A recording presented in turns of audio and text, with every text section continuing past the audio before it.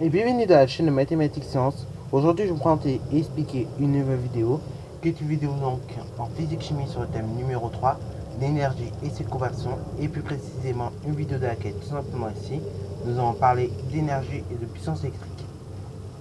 C'est une vidéo que j'ai déjà faite plus ou moins, mais là on va rajouter un petit truc dans cette vidéo, ok? Alors, suivez bien parce que là c'est une vidéo encore où je vais expliquer les choses comme la loi d'Ohm, mais dans la prochaine vidéo on fera de l'application, ok?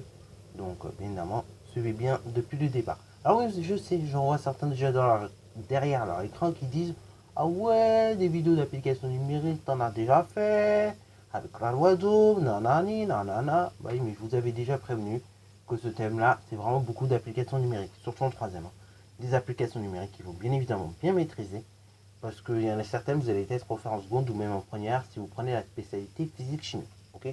Oui, bon, seconde, vous le referez peut-être en tronc commun, mais en première, donc si vous prenez la spécialité physique-chimie, vous risquez de le refaire.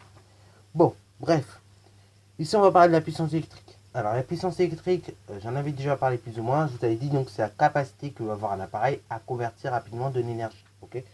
Voilà. Bah là, dans le cas de la puissance électrique, ça va être un peu la même chose. Hein. C'est la capacité que va avoir ton appareil à convertir par exemple de l'énergie électrique ou bien de l'énergie. Alors, la puissance, donc, on peut la calculer.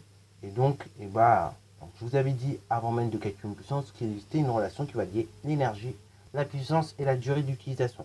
La relation était la suivante, c'est énergie est égale puissance multipliée par le temps. Bah là, ça va être très simple. Si vous voulez dans ce cas-là avoir la puissance, il faudra tout simplement, donc c'est simple, pour avoir votre puissance électrique, il faudra tout simplement diviser l'énergie par la durée d'utilisation, donc le temps. Alors, là, vous allez me dire, c'est simple la relation, mais là, on va faire très attention à ces unités. Les unités sont les suivantes. La puissance sera toujours tout simplement, par exemple, en watts, et de ce cas-là, l'énergie, tout simplement, sera en joules. Et le temps d'utilisation sera en secondes, ok? Première solution, premier manière. Deuxième solution, vous pouvez avoir tout simplement la puissance électrique qui, elle, par contre, sera ce coup-ci en kilowatts. Et dans ce cas, vous aurez l'énergie qui sera en kilowattheure. Et ensuite, vous aurez le temps qui sera en heure. Ok? Voilà, voilà. Donc, encore une fois, faites bien attention aux unités. Parce que là, vraiment, vous risquez, si vous ne faites pas attention, de vous gourer. Ok? Voilà, voilà. Ça, c'est la première manière de calculer la puissance électrique. Bien évidemment, ça, on savait faire quand on n'avait pas de tension. Ok? Mais il existe une autre manière de calculer la puissance électrique en utilisant la tension et en connaissant pas forcément tout ce que vous savez, donc peut-être par exemple l'énergie ou bien la durée d'utilisation, ok? Et c'est ce que nous allons voir ici dans la deuxième relation.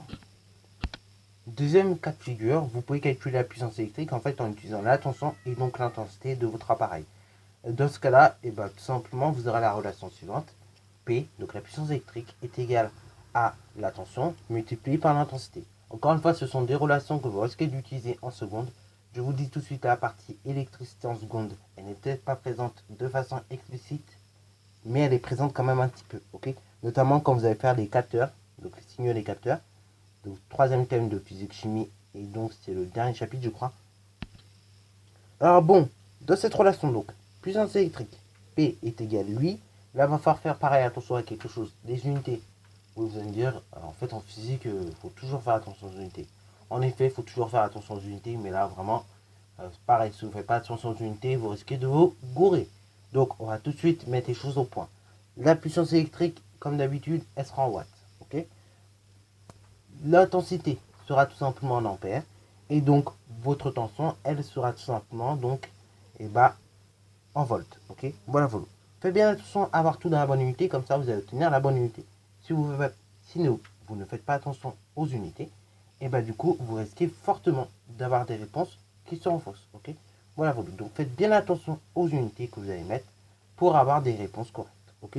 Voilà, voilà. Donc, c'est tout pour cette vidéo de présentation.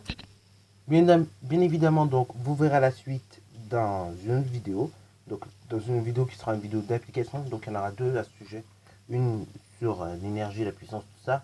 Et une autre donc sur l'intensité, la tension et la puissance. Ok. Donc, vous aurez deux vidéos d'application à ce sujet. Donc, j'espère que je peux vous aider au maximum. En tout cas, cette vidéo est terminée. J'espère qu'elle vous aura plu. N'hésitez d'ailleurs pas à la liker. commenter et bonne à toi en mathématiques et en sciences.